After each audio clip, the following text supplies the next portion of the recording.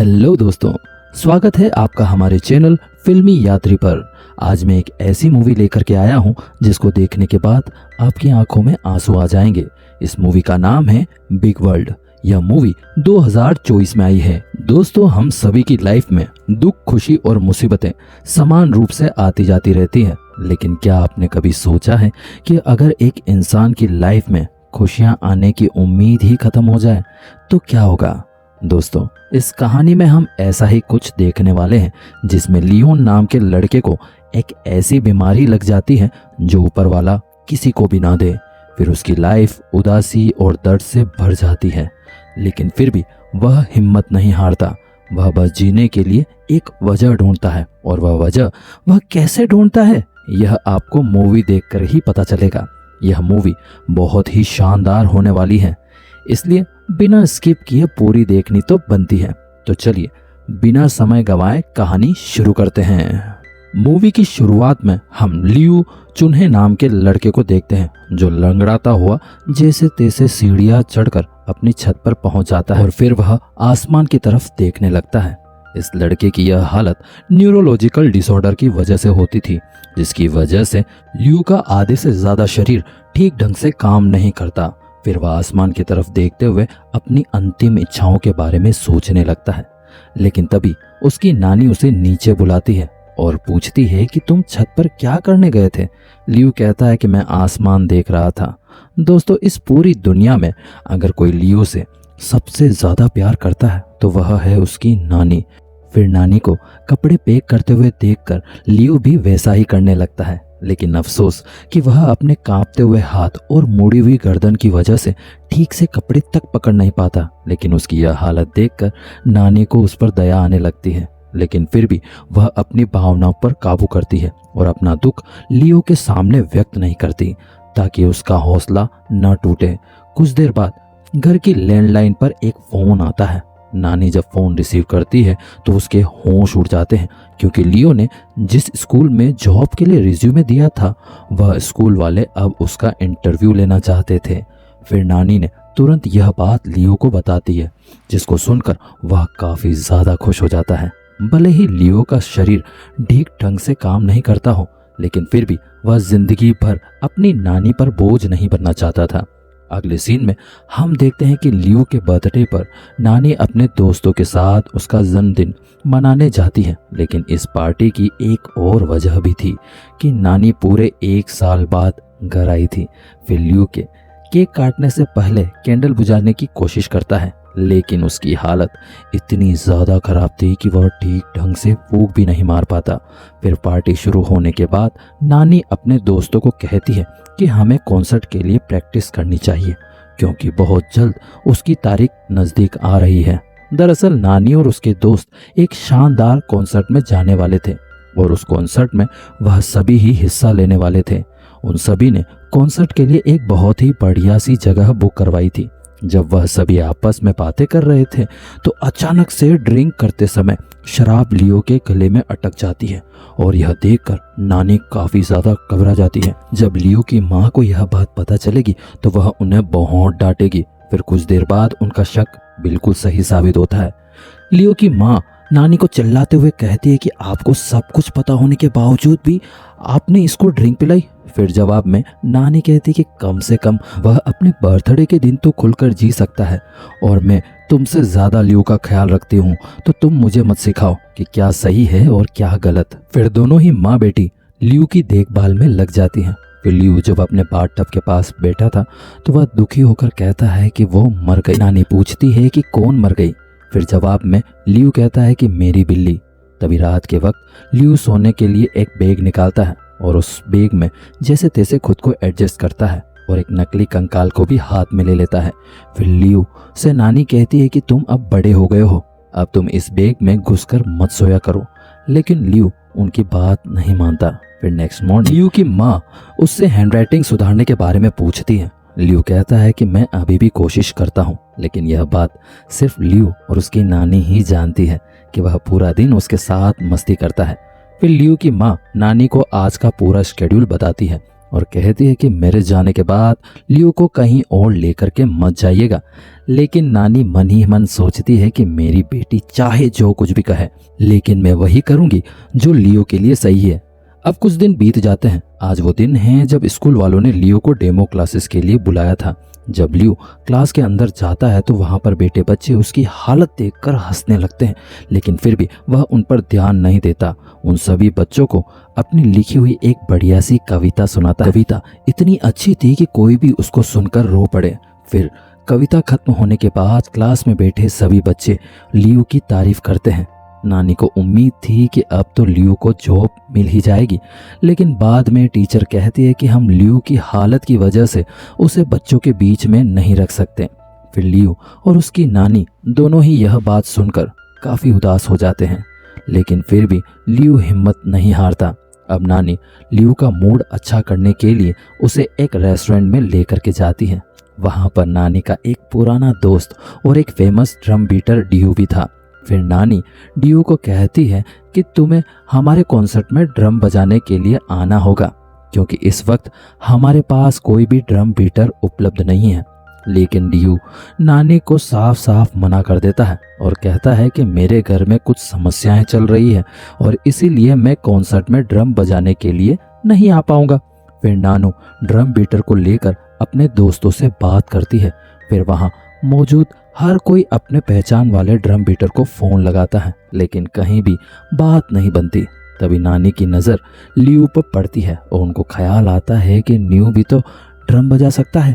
फिर वापस जाते समय नानी इस बारे में लियो से बात करती है। लियो कहता है कि यह नामुमकिन है, मैं कभी भी ड्रम नहीं बजा सकता। फिर नानी कहती है कि क्यों नहीं बजा सकते, तुम भूल गए हो कि तुम्हारे किंडरगार्टन में तुम कितनी अच्छी तरीके से ड्रम बजाया करते थे। फिर कुछ देर बाद जब स्टॉप पर बस रुकती है तो लियो एक महिला और उसके हाथ में एक छोटे से बच्चे को देखकर अपनी सीट खाली कर देता है।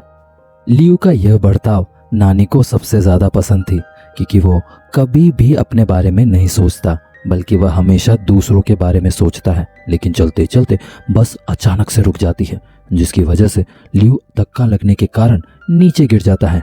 फिर ड्राइवर नानी से कहता है कि जब इसे अपनी हालत पता है तो इसने अपनी सीट उनको क्यों दी। लेकिन नानी ड्राइवर की यह बात सुनकर भड़क जाती है, क्योंकि वह सब कुछ बर्दाश्त कर सकती थी, लेकिन अपने नाती लियो की बेइज्जती नहीं। फिर शाम के वक्त लियो और उसकी नानी एक साथ बैठकर खाना खा रहे थे तो उसकी माँ नानी से पूछती है कि अब सब कुछ कैसा चल रहा है। नानी कहती है कि बहुत ही बढ़िया। अब लियो अपनी पढ़ाई पर काफी ध्यान देता है। अब नानी और लियो अपनी माँ को यह बात नहीं बताते हैं कि आज वह लोग कहाँ कहाँ गए थे और उस बस में लियो के साथ में क्या बर्ताव हुआ। फिर कुछ देर बाद नानी लियो के कमरे में उससे बात करने के लिए आती है और लियो कहता है कि मुझे झूठ बोलना सरासर पसंद नहीं है, लेकिन मुझे बोलना पड़ रहा है। फिर नानी उसको समझाती है कि तुम अब बड़े हो गए हो और कभी कभी एक लड़के को इस तरह के झूठ बोलने ही पड़ते हैं। फिर नानी लियो को एक बार फिर से ड्रम बीटर के लिए मनाने की कोशिश करती है। अब लियो ड्रम तो बजाना नहीं चाहता था, लेकिन फिर भी अपनी नानी का दिल रखने के लिए वह मान जाता है। फिर अगली सुबह नानी अपने सभी दोस्तों के सामने लियो से ड्रम बजाने की बात करती है, लेकिन परेशानी की बात तो यह थी कि लियो ठीक से स्टिक भी पकड़ नहीं पा रहा था, तो वह ड्रम कैसे बजाएगा। तभी नानी की एक दोस्त इसी बात पर लियो की थोड़ी बेइज्जती कर देती है, जिसके बाद नानी को इतना गुस्सा आ जाता है कि वह उन्हें मारने के लिए दौड़ पड़ती है। लेकिन तभी लियो स्टिक पकड़कर ड्रम बीटिंग की प्रैक्टिस करना शुरू कर देता है। तभी कुछ देर बाद बगल में खेल रही लड़की की फ्लाइंग डिस्क लियो के पास आ जाती है। फिर लियो उसको उठाने की कोशिश करता है, लेकिन वह उठा नहीं पाता। फिर वह लड़की खुद लियो के पास आकर डिस्क ले लेती है और साथ में ड्रम भी बजाने लगती है, ताकि लियो को खुशी हो। जब लियो उस लड़की को देखता है तो वह देखता ही रह जाता है, क्योंकि पहली बार लियो को ऐसा लगा था जैसे कोई तो है जो सिर्फ उसके लिए ही बना है। फिर लियो काफी देर तक उस लड़की के बारे में ही सोचता रहता है, जिसके बाद नानी के मामला सुलझते ही वह लोग घर पर चले जाते हैं। फिर रात के वक्त लियो फिर से उसी लड़की के बारे में सोचता है। तभी लियो की माँ वहां पर आ जाती है और कहती है कि मैं और तुम्हारे बाबा एक लंबी ट्रिप पर जा रहे हैं, इसीलिए तुम्हें अपने साथ साथ अपनी नानी का ख्याल भी रखना होगा। लेकिन लियो उनकी बात सुनकर थोड़ा दुखी हो जाता है। फिर वह अपनी माँ से पूछता है कि अगर कोई सामान्य यूनिवर्सिटी मुझे स्वीकार कर ले तो क्या मैं वहाँ पर पढ़ने जा सकता हूँ। लेकिन माँ यह बात सुनकर साफ साफ मना कर देती है। जब उसकी माँ कमरे से बाहर जाती है तो लियो की नानी कहती है कि तुम बिल्कुल भी टेंशन मत लो, तुम्हारी पढ़ाई के लिए मैंने बहुत सारा रुपया जोड़ रखा है और जब जब तुम्हें ज़रूरत होगी तो मैं वह पैसा तुम्हें दे दूंगी। फिर अगली सुबह लियो की मॉम और डैड ट्रिप के लिए रवाना हो जाते हैं और उनके जाते ही नानी लियो को अपने दोस्तों के पास ले जाती है, जिसके बाद वे सभी लोग एक बार फिर से ड्रम बीटर के बारे में बात करते हैं। कुछ देर बाद वह लड़की भी वहां पर आ जाती है। फिर लियो उस लड़की को देखकर बहुत खुश हो जाता है। तभी कुछ देर में डियाओ भी ड्रम लेकर वहां पर आ जाता है और लियो की सारी खुशियां खराब हो जाती हैं। दरअसल डियाओ अब ड्रम बीटिंग के लिए मान गया था। अब उनके ग्रुप को लियो की जरूरत नहीं थी। फिर जब लियो की हालत देखता है तो वह कहता है कि तुम लोगों ने ड्रम बीटिंग के लिए इसे चुना था, ड्रम बजाना कोई बच्चों का खेल नहीं। डियाओ की बातें सुनकर लियो को बहुत गुस्सा आ जाता है। फिर वह लड़की लियो को कहती है कि आज तुम डियाओ को दिखा ही दो तुम में कितना है दम। फिर डियाओ और लियो दोनों ही एक साथ ड्रम बीटिंग करने लगते हैं। जिस धुन में डियाओ ड्रम बजा रहा था लियो भी उसी धुन में ड्रम बजाने की कोशिश करता है। फिर जब डियाओ का हर पैंतरा बेकार हो जाता है तो वह काफी तेजी से ड्रम बीटिंग करने लगता है, क्योंकि उसको पता था कि लियो के हाथ ठीक ढंग से काम नहीं करते और वह इतनी तेज ड्रम नहीं बजा पाएगा। लेकिन लियो भी उस लड़की के सामने हार मानने वाला नहीं था। वह डियो की तरह काफी तेजी से ड्रम बजाना शुरू कर देता है और तब तक ड्रम बजाता है जब तक डियो के हाथ न थक जाए। फिर यह सब देखने के बाद नानी और वहां पर बैठे सभी लोग लियो और डियाओ का कंपटीशन करने के बारे में सोचते हैं और जो भी इस प्रतियोगिता में जीतेगा वही उनका फाइनल ड्रम बीटर होगा। तभी कुछ देर बाद लियो जब बाथरूम में जाता है तो वॉश बेसिन के पास उसको वही लड़की मिल जाती है। अब वह दोनों एक दूसरे से काफी इम्प्रेस हो जाते हैं। वो दोनों एक दूसरे को अपना इंट्रो देते हैं। लड़की कहती है कि मेरा नाम याया है और तुम्हारा नाम क्या है। फिर लियो कहता है कि मेरा नाम लियो है। अब लियो याया से बहुत सारी बातें करना चाहता था, लेकिन वह कुछ ही मिनटों में वहां से चली जाती है। तभी वह लियो को याया के साथ देखती है तो उनको एहसास हो जाता है कि लियो याया को पसंद करने लगता है। अब रात को भी लियो अपने और याया के बारे में सपने देखने लगता है और देखता है कि उसको कोई भी न्यूरोलॉजिकल डिसऑर्डर नहीं है और अब याया और लियो एक दूसरे के बहुत ही करीब आ गए हैं। फिर अगली सुबह नानी लियो से याया के बारे में बात करती है और कहती है कि तुम अब 20 साल के हो चुके हो और तुम्हारी उम्र में ऐसे ख्याल आना बिल्कुल आम बात है। फिर लियो कहता है कि अब मैं कोई जॉब करना चाहता हूँ और इसीलिए मैंने एक कैफे में जॉब के लिए अप्लाई किया है। तभी नानी लियो से मजाक में पूछती है कि अपने डेट्स के लिए पैसे जमा कर रहे हो क्या। लेकिन लियो कहता है कि डेट्स के लिए नहीं, यूनिवर्सिटी के लिए, क्योंकि वह किसी भी हालत में एक टीचर की नौकरी करना चाहता था। वह बच्चों को दिखाना चाहता था कि एक शारीरिक रूप से अस्वस्थ इंसान भी अपनी लाइफ में बहुत कुछ कर सकता है, लेकिन उसके लिए उसे पैसे और सामान्य यूनिवर्सिटी की मंजूरी चाहिए होगी। फिर लियो उस कैफे में जाने के लिए निकल जाता है जहां पर उसने जॉब के लिए अप्लाई किया था और इस बार वह अपनी नानी को साथ नहीं ले जाता, क्योंकि उसको कुछ कर दिखाने के लिए जिंदगी के सफर में अकेले ही चलना सीखना होगा। तभी नानी भी लियो को जाने की इजाजत दे देती है, लेकिन बाद में वह उसका पीछा करते करते कैफे से कुछ दूर आकर खड़ी हो जाती है। कैफे वाला जब लियो का रिज्यूमे देखता है तो वो बहुत ही पसंद आता है, लेकिन वो लियो को कहता है कि अगर तुम्हें नौकरी चाहिए तो तुम्हें एक बात साबित करनी होगी कि तुम यह काम कर सकते हो। कैफे वाले की बात सुनकर लियो सोच में पड़ जाता है, लेकिन तभी उसे एक आइडिया आता है और वह चिल्ला चिल्ला कर लोगों के सामने कैफे के सामने सारे मेन्यू बोलने लगता है। लियो को विश्वास था कि उसके बाद कैफे वाला उसे जॉब के लिए मना नहीं करेगा, लेकिन जब उसकी बात खत्म हो जाती है तो कैफे वाला कहता है कि सच कहूँ तो मुझे कैफे के लिए एक नॉर्मल इंसान चाहिए था। फिर कैफे वाले की बात सुनकर नानी बहुत दुखी हो जाती है। अब लियो सीधा अपनी नानी के पास जाता है और उन्हें साथ खाना खाने के लिए कहता है। नानी पूछती है कि तुमने मुझे देखा कैसे, लियू कहता है कि घर से निकलते ही मुझे पता चल गया था कि आप मेरा पीछा कर रही हैं। फिर वह खुश होकर नानी को कैफे में क्या क्या हुआ सारी बात बताता है और कहता है कि कैफे वाले ने मुझे मना नहीं किया, बल्कि उसने काफी सोचने के बाद नौकरी दे दी। अब लियू की यह बात सुनते ही नानी की आंखों में आंसू आ जाते हैं और वह प्यार से लियू को गले लगा लेती है। फिर वह दोनों ही ड्रम बीटिंग की प्रैक्टिस करने के लिए निकल पड़ते हैं। जब नानी वहां पर पहुंचती है तो देखती है कि डियाओ काफी ज्यादा भड़का हुआ था, क्योंकि किसी ने कंपटीशन से पहले ही उसका ड्रम तोड़ दिया था। अब हो न हो यह काम याया का ही हो सकता है, क्योंकि वह नहीं चाहती थी कि लियू कंपटीशन में हारे। और इसके अलावा ड्रम तोड़ने का दूसरा फायदा यह भी था कि डियाओ अब कॉन्सर्ट में हिस्सा लेने के लिए नहीं जाएगा। इसका मतलब अब फाइनल ड्रम बीटर है लियो। फिर याया और लियो कुछ देर आपस में बातें करते हैं। फिर लियो ठान लेता है कि आज से वह खुद को बदल लेगा और सबको दिखा देगा कि उसमें भी आम इंसानों की तरह दुनिया का हर काम करने की क्षमता है। अब लियो हर रोज एक्सरसाइज करने लगता है और समय पर अपनी दवाइयाँ भी लेने लगता है। अब तो वह कैफे के काम में भी माहिर हो गया था।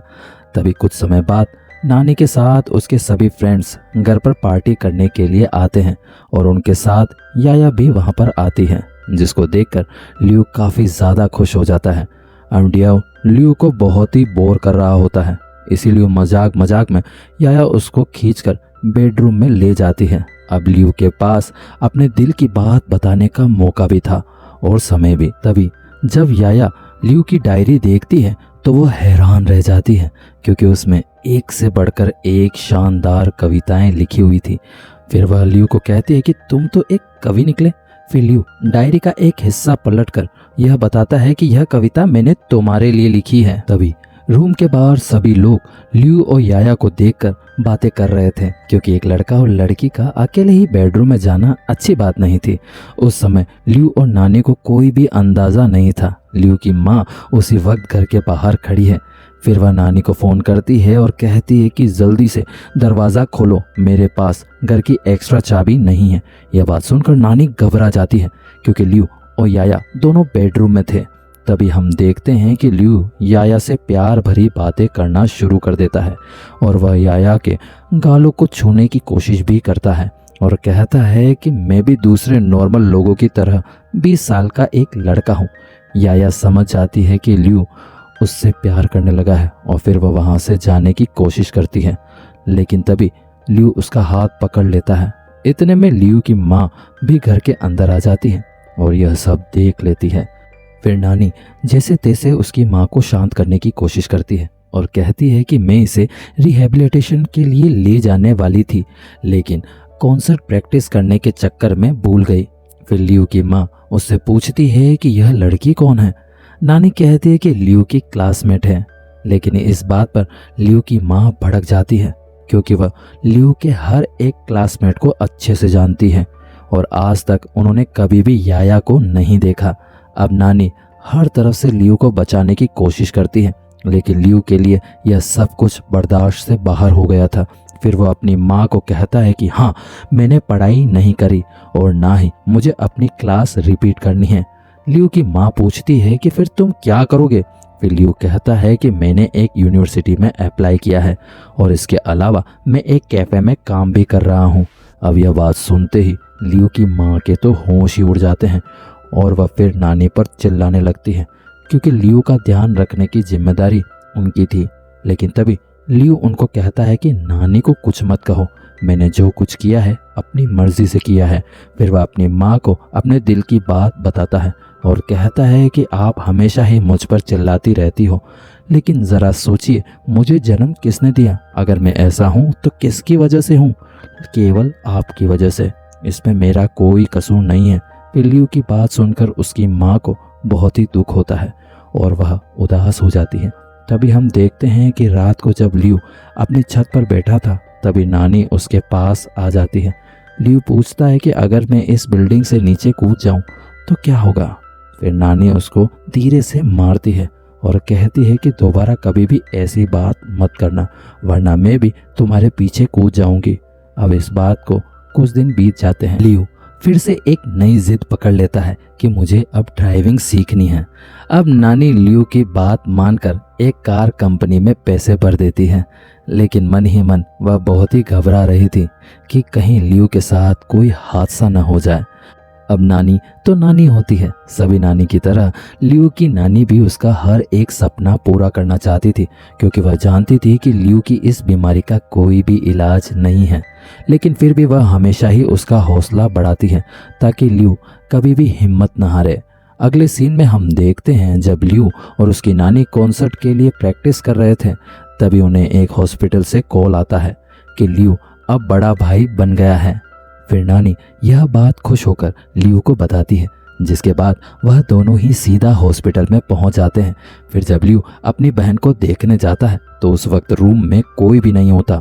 तभी लियू की बहन अचानक से रोने लगती है। लियू की माँ को लगता है कि लियू की वजह से वह रोने लगती है, लेकिन फिर भी लियू इस बात का बुरा नहीं मानता। पता है कि कोई भी एक अस्वस्थ इंसान पर भरोसा नहीं करेगा।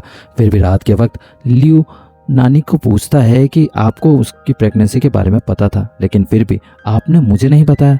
फिर नानी कहती है कि यह मेरी और तुम्हारी माँ की मजबूरी थी। तुम्हारी माँ को बहुत ही तेज शुगर है, इसीलिए डॉक्टर को खुद भी नहीं पता था कि वह बच्चे को बचा पाएंगी या नहीं। फिर लियू को वह पल याद आता है जब उसने अपनी माँ को अपशब्द कहे थे। उस वक्त लियू ने कहा था कि आपने ही मुझे पैदा किया और आज मैं जैसा भी हूँ सिर्फ आपकी वजह से हूँ। और इसके अलावा लियू ने उससे और भी कई बातें कही थी। लियू कहता है कि आपकी गलती की सज़ा मैं भुगत रहा हूँ। आप मुझे एक जानवर समझती हो जिसको हमेशा ही एक पिंजरे के अंदर रहना चाहिए। और यह सब बातें सुनकर लियू की माँ रोने लगती है। फिर वह चिल्लाते हुए कहती है कि हाँ, मुझे तुम्हारी फिक्र नहीं है। तुम आज जैसे भी हो वह तुम्हारी अपनी किस्मत है और शायद मेरी भी। अब कहानी प्रेजेंट में आती है। लियू वही पुरानी बातें याद करके दुखी हो जाता है, क्योंकि उसको लगता है कि अपनी माँ से ऐसा बर्ताव नहीं करना चाहिए था। अब कुछ दिन और बीत जाते हैं। तभी एक दिन लियू और याया एक बार फिर से मिलते हैं। लियू याया को अपनी छोटी बहन के बारे में बताता है और कहता है कि मुझे घर वापस नहीं जाना। फिर वह दोनों एक साथ घूमने के लिए जाते हैं। तभी लियू याया का हाथ थामने की कोशिश करता है, लेकिन जब याया को यह बात कंफर्म हो जाती है कि लियू सच में उससे प्यार करने लगा है, तो वह बाथरूम का बहाना बनाकर वहां से चली जाती है। कहीं न कहीं लियू को एहसास हो गया था कि अब याया कभी भी वापस नहीं आएगी। फिर वह दुखी होकर एक कविता याद करने लगता है जो उसने याया के लिए ही लिखी थी। फिर वह जैसे तैसे खुद को हौसला देता है और घर जाने से पहले अपनी माँ के लिए ढेर सारी कैंडीज लेकर जाता है। और यह कैंडीज उसने खुद कैफे में अपने हाथों से बनाई थी। फिर जब नानी कैंडी खाती है तो बहुत ही खुश हो जाती है। फिर थोड़ी देर बाद वह लियू को बताती है कि तुम्हारी माँ को हाई शुगर है, इसीलिए इसी वजह से वह ये कैंडीज नहीं खा सकती। नानी की यह बात सुनकर लियू काफी ज्यादा दुखी हो जाता है, क्योंकि वह बहुत ही मन से अपनी माँ के लिए कैंडीज लेकर आया था। फिर जब नानी कुछ देर के लिए बाहर जाती है तो लियू वह सारी कैंडीज एक एक करके खुद ही खाना शुरू कर देता है, क्योंकि अब वह पूरी तरह से टूट चुका था। ऊपर वाले ने उसे लाइफ में बस दुख ही दुख दिए थे और अब शायद उसके अंदर उन दुखों को झेलने की ताकत भी खत्म हो गई थी। तभी एक कैंडी उसके गले में अटक जाती है, जिसकी वजह से वह जोर जोर से खांसने लगता है। फिर नानी तुरंत वहां पर आ जाती है और वह सारी कैंडीज उसके मुंह से बाहर निकालने लगती है। इस हादसे के बाद लियू की हालत काफी ज्यादा बिगड़ जाती है और उसको हॉस्पिटलाइज करना पड़ता है। लियू की माँ उससे मिलने के लिए आती है और बोलती है कि तुम अभी कुछ भी मत बोलना, क्योंकि डॉक्टर ने तुम्हारी विंड पाइप काट कर सारी कैंडीज बाहर निकाली है। तुम्हारी सांस की नली को ठीक होने में थोड़ा समय लगेगा। फिर उसकी माँ उसको वह बात बताती है जो आज तक उन्होंने अपने दिल में दफन कर रखी थी। वह कहती है कि तुम ऐसे इसलिए हो क्योंकि डिलीवरी के समय मुझसे एक गलती हो गई थी। डॉक्टर ने मुझसे कई बार कहा था कि तुम ठीक से जोड़ लगाओ ताकि हम बच्चे को बाहर निकाल सके, लेकिन उस वक्त मैं इतनी ज़्यादा घबराई हुई थी कि ठीक से जोर नहीं लगा पाई और मेरी डिलीवरी खराब हो गई। फिर इतना कहकर लियू की माँ उसको अपने सीने से लगा लेती है और रोने लगती है। फिर लियू भी प्यार से उनके सिर पर हाथ रखता है और एहसास दिलाता है कि मैं हमेशा आपके ही साथ रहूँगा। अब कुछ ही दिनों में लियो की लाइफ वापस से पहले जैसी हो गई थी। एक रात लियो को नींद नहीं आ रही थी, जिसके बाद वह और नानी कुछ देर साथ में बैठ जाते हैं और ढेर सारी बातें करते हैं। तभी लियो नानी से पूछता है कि आपके गले पर एक निशान है, लेकिन आपने कभी भी मुझे इस निशान के बारे में नहीं बताया। फिर नानी लियो को अपनी एक स्टोरी सुनाती है और कहती है कि जब मैं तिब्बत गई थी तब मैंने वहाँ पर एक इटरी खोली थी, लेकिन एक रात किसी ने मेरे गले पर चाकू रख दिया और कहा कि मेरे पास जितने भी रुपए हैं वह सब उसको दे दूं। लेकिन मैंने उसको पैसे देने से मना कर दिया, क्योंकि वह पैसे मैं तुम्हारी माँ के लिए जोड़ रही थी। उस समय मेरे गले से खून बहता जा रहा था, लेकिन तभी रास्ते से गुजर रहे एक ट्रक ड्राइवर ने मेरी जान बचा ली। फिर लियो पूछता है कि क्या माँ को इस बारे में पता है। नानी कहती है कि नहीं, यह बात मैं अपनी कब्र तक अपने साथ ही लेकर जाऊंगी। फिर वह लियो को समझाती है कि तुम कभी भी अपनी माँ से नाराज मत होना, वह बहुत ही अच्छी है और तुमसे भी बहुत प्यार करती है। लेकिन दुख तो बस इस बात का है कि आज तक उसने कभी भी मुझे माँ नहीं बुलाया। दरअसल लियो की माँ जब छोटी थी तब नानी को मजबूरी में अपनी बेटी के लिए पैसा कमाने के लिए तिब्बत जाना पड़ा और उसको वापस आने में कई साल लग गए। कई सालों बाद जब वह वापस आई तो उनकी बेटी 15 साल की हो चुकी थी और यही कारण है कि उन्होंने कभी भी अपनी माँ को माँ कहकर नहीं बुलाया। फिर यह बात बताते समय नानी की आंखों में आंसू आ जाते हैं, क्योंकि वह बहुत ही इमोशनल हो गई थी। फिर जब वह लोग सोने के लिए जाते हैं तभी नानी लियो को बताती है कि तुम्हारे लिए कोई पार्सल आया है। फिर लियो दौड़कर उस पार्सल को देखने के लिए जाता है, लेकिन जो चीज़ उसके अंदर थी उसको देखते ही लियो के तो होश ही उड़ जाते हैं, क्योंकि वह था यूनिवर्सिटी की तरफ से आया हुआ एक लेटर जिसमें लिखा था कि लियो की जॉब एप्लीकेशन पास हो गई है। फिर वो लेटर पढ़कर लियो और उसकी नानी खुशी के मारे झूमने लगते हैं। आज उन दोनों के लिए बहुत ही बड़ा दिन था, क्योंकि आज नानी की दुआ और लियो की मेहनत रंग लाई थी।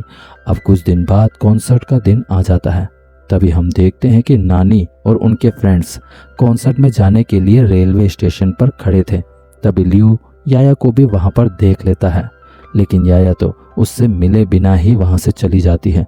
तभी नानी के पास एक फ़ोन आता है और उनको पता चलता है कि कॉन्सर्ट कैंसिल हो गया है, क्योंकि ऑर्गेनाइजर को धोखाधड़ी के मामले में पुलिस ने पकड़ लिया है। यह बात सुनकर नानी और उनके दोस्त काफ़ी ज़्यादा दुखी हो जाते हैं। लेकिन तभी नानी को एक और फ़ोन आता है, जो कि ट्रांसपोर्ट मिनिस्टर की तरफ से होता है। दरअसल कुछ दिन पहले जब नानी की उस बस ड्राइवर के साथ लड़ाई हो गई थी तो लियो ने इस बात की कंप्लेंट डाल दी थी। तभी हम देखते हैं कि ट्रांसपोर्ट ऑफिसर्स और कई बड़े मंत्री लियो को सम्मानित करते हैं और सभी को बताते हैं कि लियो की शिकायत के बाद हमने कई सारे ड्राइवर्स को वापस से ट्रेनिंग के लिए भेज दिया है। तभी लियो को बहुत सारे तोहफे भी दिए जाते हैं और 2 शब्द बोलने के लिए स्टेज पर भी बुलाया जाता है। फिर लियो माइक पर कहता है कि मैं आप सभी से एक सवाल पूछना चाहता हूं कि मुझे आज यहाँ पर ढेर सारे तोहफे दिए गए हैं, लेकिन अगर मेरी जगह कोई नॉर्मल व्यक्ति ने शिकायत की होती तो क्या आप उन लोगों का भी सम्मान करते? वो कहता है कि मेरे जैसे जितने भी लोग हैं उन सबको स्पेशल क्यों समझा जाता है, क्योंकि इसमें ना ही माँ की गलती है, ना ही नानी की और ना ही डॉक्टर्स की। यह सब तो कुदरत का खेल है और हमारे जैसे लोगों को जिंदगी में बस एक ही चीज चाहिए और वह है सहारा। अब मैं बड़ा हो गया हूँ और आज नहीं तो कल नानी मुझे छोड़कर चली ही जाएगी। फिर कौन होगा जो मुझे सहारा देगा? कौन होगा जो मेरे साथ कदम से कदम मिलाकर चलेगा? फिर लियो की यह दर्द भरी स्पीच सुनकर सभी लोग भावुक हो जाते हैं और किसी को यकीन हो जाता है कि शरीर से अस्वस्थ लोग किसी पर बोझ नहीं होते, बल्कि उनको अगर थोड़ा सा सहारा और हिम्मत दी जाए तो वह आम इंसान से भी बढ़कर कुछ कर दिखाने की ताकत रखते हैं। फिर कुछ समय बाद लियो अपनी छोटी बहन से मिलता है और उसको बहुत प्यार करता है, क्योंकि आज उसे वह खुशी मिल गई थी जिसके लिए वह सालों से तरस रहा था, क्योंकि अब उसकी फैमिली उसके साथ थी। तभी लास्ट सीन में हम देखते हैं कि लियो और उसकी नानी अपनी कार में एक सुंदर सी जगह जाते हैं। लियो नानी को कहता है कि यूनिवर्सिटी ज्वाइन करने से पहले मैं आपके लिए कुछ कपड़े खरीदूंगा, फिर आप एक ट्रेन की टिकट खरीदकर जहां आपका मन हो वहां पर चली जाना। उसने ऐसा इसलिए कहा था क्योंकि वह अपनी लाइफ में अकेले ही सफ़र तय करना चाहता था। अब तक उसकी नानी ने उसको बहुत सपोर्ट किया था, लेकिन अब वह अपनी मंजिल की तरफ अकेला ही आगे बढ़ेगा। लियो की नानी उसकी बातें सुनकर बहुत ही खुश हो जाती है और इसी के साथ बिग वर्ल्ड की यह कहानी खत्म हो जाती है।